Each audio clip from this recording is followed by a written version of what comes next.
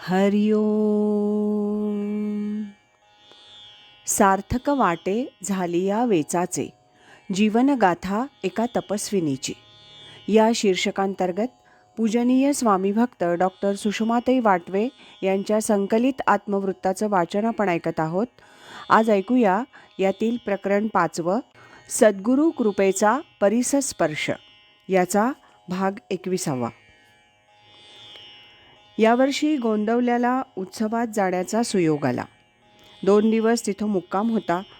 पहिल्याच दिवशी पूजनीय बाबा बेलसरे यांची भेट, दर्शन झालं. परिचयाच्या वेळी त्यांना कळलं की सुषमाताई प्रवचन करतात. त्याबरोबर बाबा म्हणाले, आज सुषमाताईंना प्रवचनाला बसवा. त्याप्रमाणे संध्याकाळी माझं प्रवचन ठरलं. प्रवचनाच्या दृष्टीनं मी काहीच पूर्वतयारी केली नव्हती, तरी पूजनीय बाबांची आज्ञा शिरसावंद्य मानून अनन्याश्चित्तयन्तो माम या भगवद्गीतेच्या 9व्या अध्यायातील श्लोकावर निरूपण झालं. महाराजांच्या चरणी ही प्रवचन सेवा अर्पण झाली याचं समाधान वाटलं. सुषमाताई पुढे म्हणतात, हल्ली प्रवचन करताना थोडं अवघड वाटतं. आपल्याजवळ काही नसताना आपण लोकांना काही सांगायचं हे बरोबर वाटत नाही. त्यावर स्वामीजी म्हणतात, आपली साधना म्हणून प्रवचनं करायची. आपण प्रवचन करतो याचा अहंकार येऊ देऊ नये म्हणजे झालं. सुषमाताई म्हणतात, अहंकार नाही, उलट इन्फिरियॉरिटी कॉम्प्लेक्स वाटतो. आपण तसे झालो नाही असं वाटतं. स्वामीजी म्हणतात, तसंही वाटण्याचं कारण नाही. जेवढं आपल्याला येतं तेवढं सांगायचं. बाकीचं अजून व्हायचं आहे, ते ध्येय आहे, एवढं लक्षात असावं म्हणजे झालं.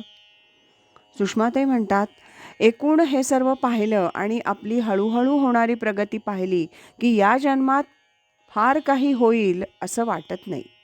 आयुष्य तर संपत आलंय.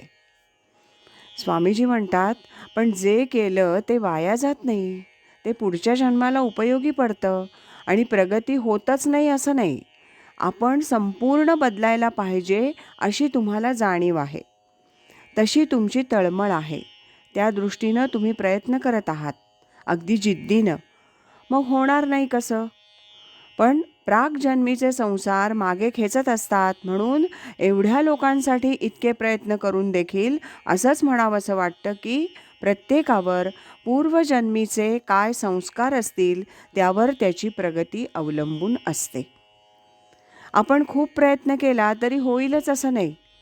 आता यांचंच पहा ना, परमार्थ करायचा म्हणून मोठ्या जिद्दीनं तरुण वयात घराबाहेर पडले.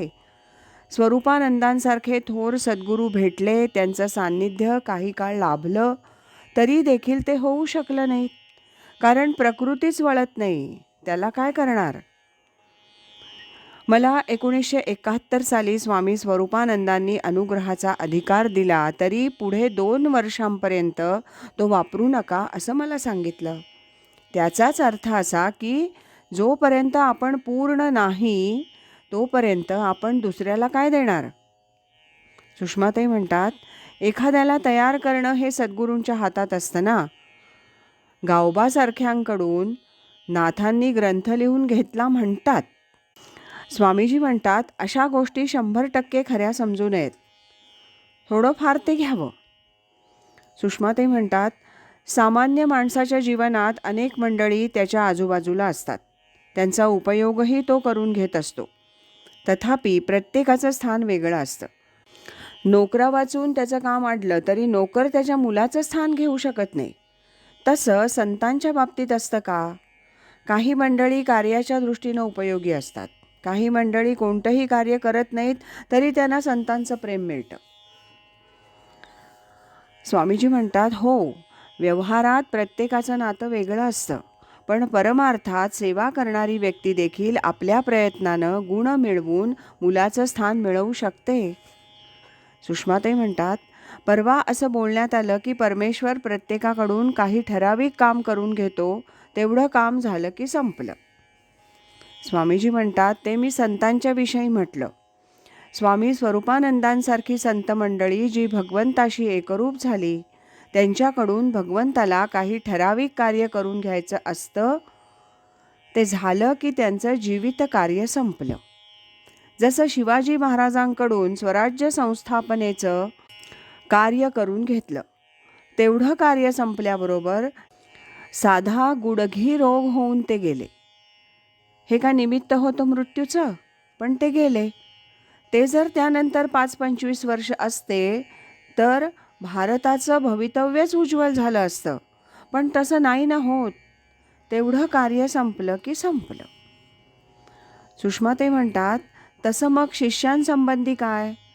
प्रत्येकाकडून जे कार्य करून घ्यायचं तेवढं झालं की स्वामीजी म्हणतात संपलं. मग नवीन व्यक्ती निर्माण करतात. असो, आज इथेच थांबूया. यानंतरचा 22वा भाग आपण उद्या ऐकूया. अखंड करी सोहम ध्यान, कृतार्थ जीवन होय त्याचे. हरि ओम तत्सत.